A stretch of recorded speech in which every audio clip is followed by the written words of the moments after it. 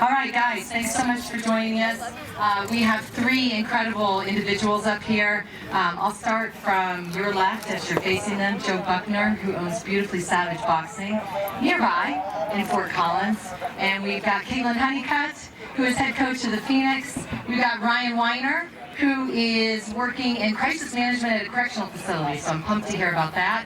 And I'm going to let each of these guys take about a minute to tell you just a kind of quick synopsis. It's hard to do that in a minute, but tell the crew why you're here, the individual journeys you've been on, and then we'll go from there. Start with Ryan. So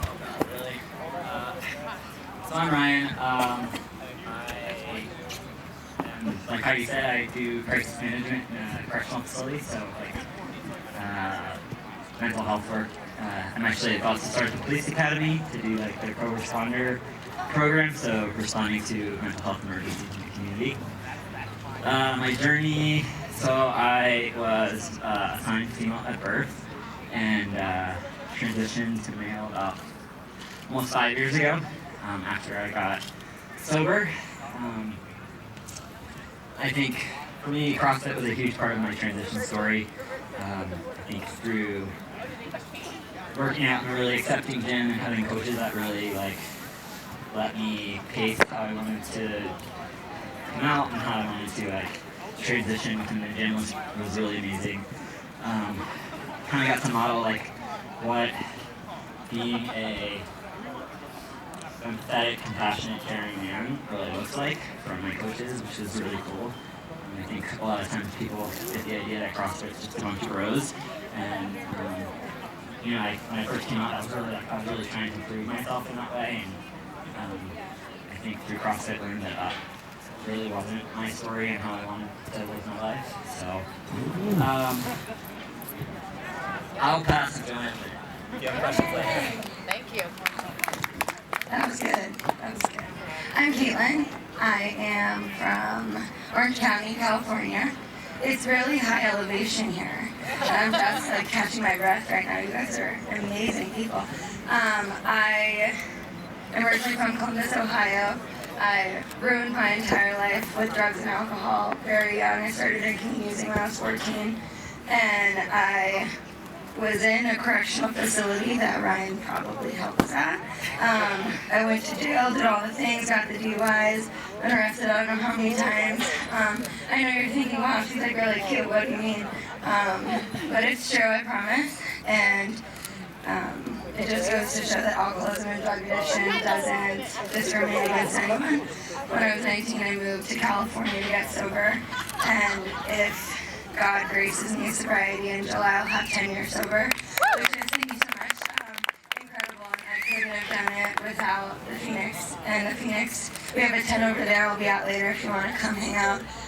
Is a sober active community of individuals who find safe and inclusive sobriety recovery through fitness. So if you know anyone who has 48 hours or more sober and needs to find a community of individuals who will help them stay on the right path and continue their recovery, to send them my way. We have headquarters in Orange County, Denver, Boston, and there are places called Phoenix Rising throughout the entire community that if you own an affiliate or a boxing ring or yoga studio or whatever, you could help administer one of those facilities. So you can come ask me more at that booth over there. Thank you. Hi, everyone that's left. My name is Joe Buckner, and I own Beautifully Savage Boxing in Fort Collins, Colorado. Currently, if you ask me what I do, I'm an entrepreneur, I'm a speaker, I'm a brand ambassador for companies like Lululemon and New York Athletics. Good job. And so that's what my life is like now, but if you travel back a little bit in time, similar journey. I went to prison for selling drugs in 2005. I like to cleverly say that I was a street pharmacist, but really I was just a drug dealer. That changed my life. Being a first-time nonviolent offender, I ended up going to a boot camp style program for people that had never really been in that kind of trouble before, and it literally saved my life. From there, I came out, repaired my life, and then in about 2013, I ended up homeless, so I was back on that struggle again. So really, the reason I believe that people gravitate to me and my story is because it's just a story of fighting, and everybody has a battle to fight, and so that's what I preach, is that fighting solves everything, because at some point, you're going to have to fight for your life, you're going to have to fight for your loved ones, you're going to have to fight for everything that matters to you, so that's why I'm here.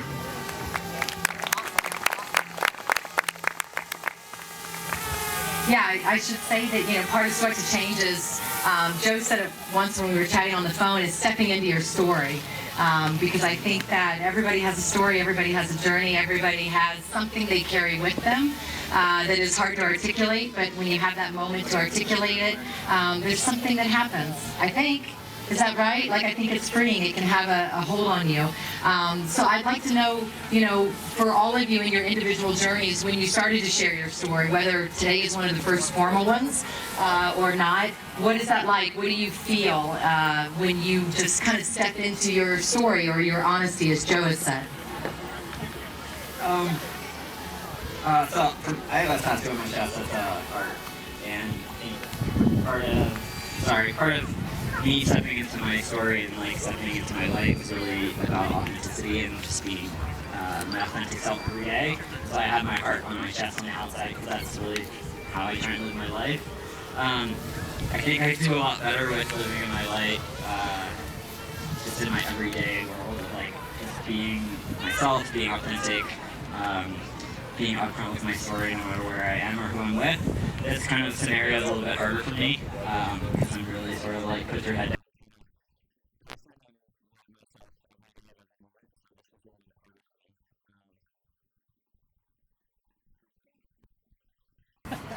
I think that no matter what we're all going through, like you said, we're all fighting something, and whether you relate directly to my story of drug addiction or alcoholism, you relate in some form or another. Whether you know someone who knows someone who knows someone, or your teacher struggled with this, or your ex-wife struggled with this, or something like that, you relate in some way.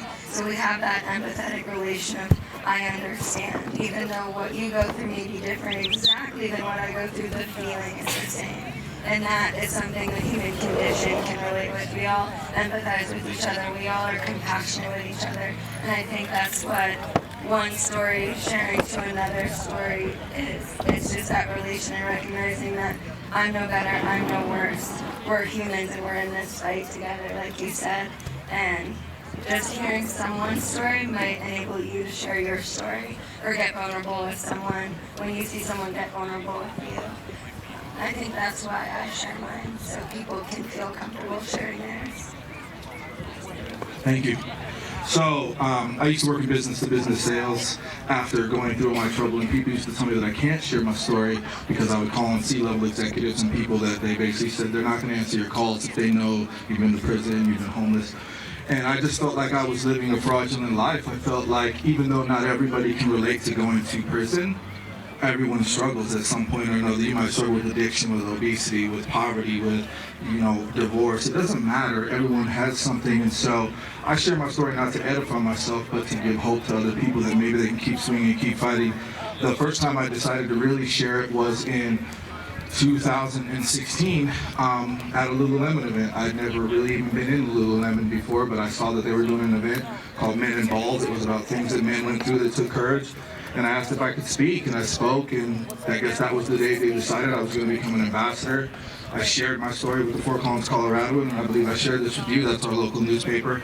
And after I shared my story, I thought, man, I just screwed up. I said too much. I was too honest.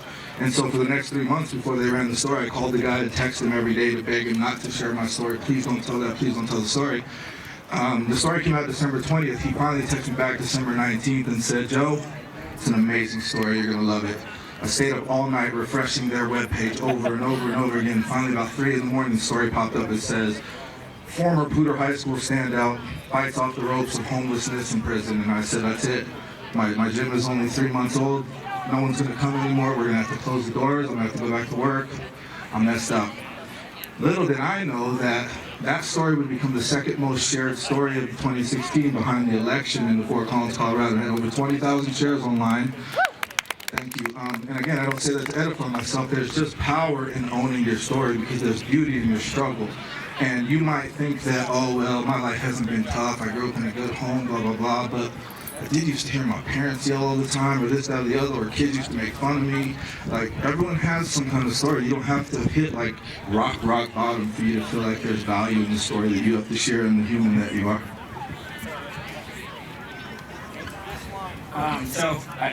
For me, like, I spent 33 years living someone else's story. Like, I wasn't living it myself. And yeah, I think people find that connection with you when you do share your own story. For me, also the power was for myself of living authentically, and like that's when my real recovery started. I got sober in 2013, but I didn't start actually living in recovery and living my true self until I really was authentic and said, like, this is who I am, this is my story, which was, like 18 months after that. And so the beauty that my life is now really came from being able to like put myself forward to other people as my real self. So. Awesome, and I think everybody has put it perfectly, that it's just being who you are and loving that person. And Joe put it perfectly that the stories don't have to be profound, they don't have to be headline makers. Everybody has their own internal strife. I heard once someone say, everyone, I don't care who you are, Oprah or Tony Robbins, carries some sense of shame. We wouldn't be human beings if we didn't. We'd be robots at that stage. We literally have about 2 minutes left, so I'm going to do a quick 2-question. The last 2 things that were on my mind were advice for a younger self. And just, if you will, keep it pretty short because I've got one more to end with. But so advice for a younger Ryan, advice for a younger Caitlin, advice for a younger Joe. Give me that one sentence, what would that be?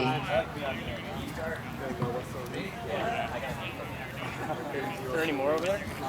My younger self's advice needs an encyclopedia, so I'm going to try to narrow this down to one simple thing. I would just tell him that he's enough.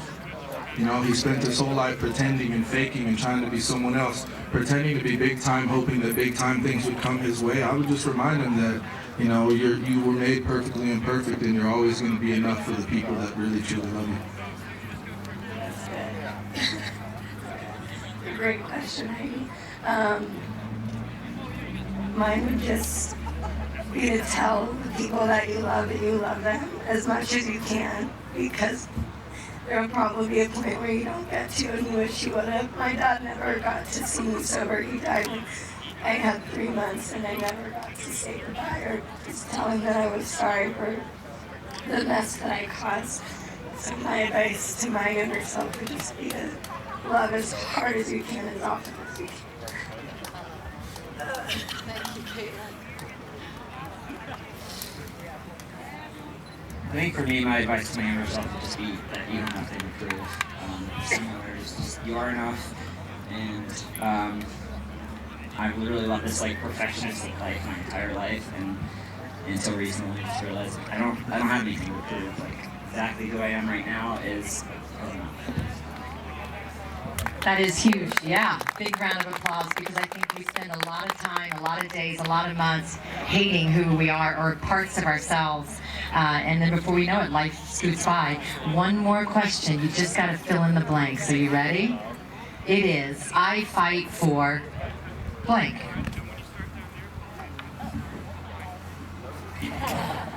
My sobriety. Say the full sentence. Yeah. I fight for my sobriety. I fight for my recovery.